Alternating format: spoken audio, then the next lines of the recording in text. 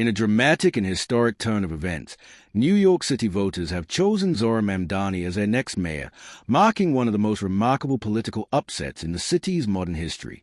The 34-year-old progressive lawmaker secured the mayoralty in the November 4, 2025 election, defeating political heavyweight and former Governor Andrew Cuomo, who ran as an independent, and Republican candidate Curtis Sliwa. Mamdani captured approximately 50.4% of the vote, while Cuomo trailed with 41.6%, and Sliwa managed just over 7%, according to certified result from the New York City Board of Elections. This victory makes Zohran Mamdani the 111th mayor of New York City and the first Muslim, first South Asian heritage, and first African-born person ever to hold the position. Born in Uganda to Indian parents, Mamdani moved to New York at a young age, growing up in Queens, an experience that has long shaped his identity and political philosophy. His ascension to City Hall also marks a generational transformation.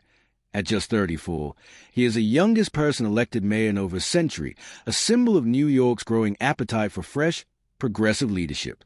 Mamdani's campaign was powered by a groundswell of grassroots support, especially among younger voters, working-class families, and immigrant communities. He ran on a bold platform centered on affordable housing, rent stabilization, expanded public transit access, and universal childcare. Policies, he says, are designed to make New York City livable again for everyone, not just a privileged few.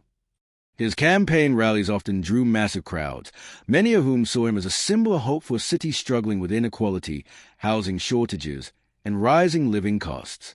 His victory speech on election night, delivered to a jubilant crowd in Astoria, Queens, carried a tone of both triumph and humility.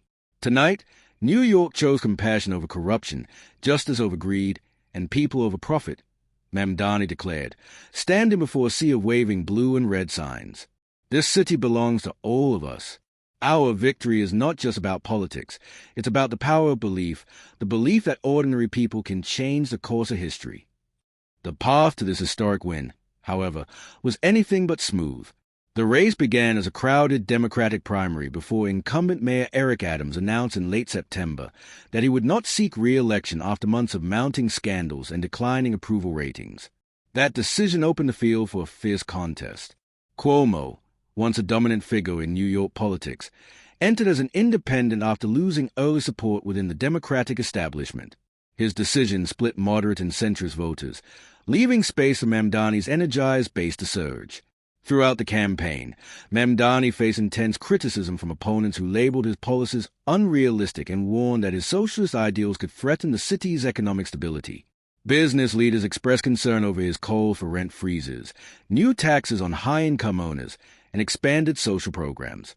Cuomo's campaign tried to frame Mamdani as too radical for New York, while Sliwa focused on public safety, calling for a return to stricter policing policies. But those attacks failed to blunt Mamdani's momentum. His authenticity, empathy, and deep connection to working-class New Yorkers resonated far more strongly than the rhetoric of fear. In neighborhoods from the Bronx to Brooklyn, turnout among young voters reached record highs, and precincts in Queens, particularly around Astoria, Jackson Heights, and Flushing, reported overwhelming support for Mamdani.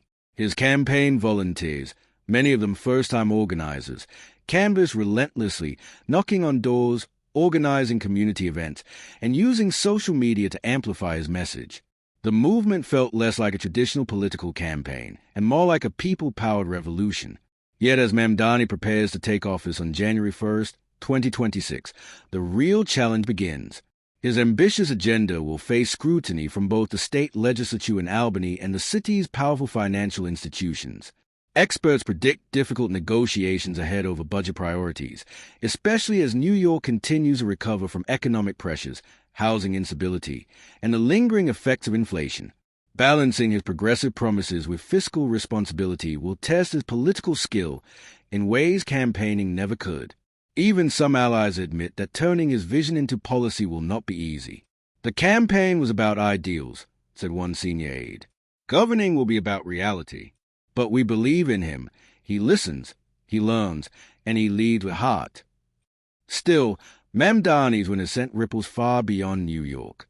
Political analysts nationwide see it as part of a larger shift toward progressive leadership in major U.S. cities, alongside movements in Chicago, Boston, and Los Angeles.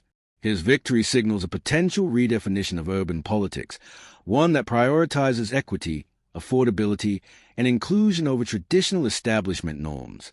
For now, as New Yorkers absorb the news, the city buzzes with cautious optimism and debate. Supporters see a leader who truly represents the diversity and resilience of the 5 boroughs. Critics warn that his promises could strain city resources. But no matter where people stand, few can deny the significance of this moment. Zohran Mamdani's rise from grassroots organizer to mayor of the world's most influential city is a testament to how deeply the political winds have shifted. As the countdown begins to his inauguration, one thing is clear. New York City is entering a new era, one defined by bold ideas, youthful energy, and the belief that even the most established systems can be reimagined. Mamdani's journey from Queens activist to City Hall is now part of New York's storied history, a reminder that in this city, change, however improbable, remains forever possible.